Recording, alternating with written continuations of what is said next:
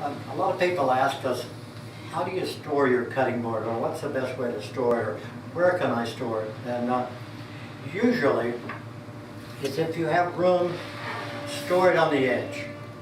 That way it doesn't take up much space, and it breathes on all sides, and so you have less chance of any warping, and there's not too much warping if you store them on the edge.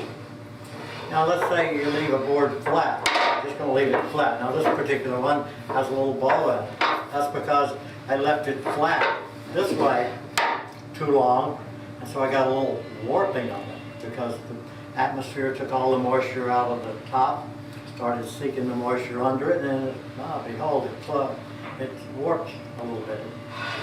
You want to cure that, just turn it over. So for a board that you use out all the time, turn it over every 2 or 3 days, or whenever you think about it. Just flip it over. It won't hurt, anything at all, and it'll let it breathe more on each step.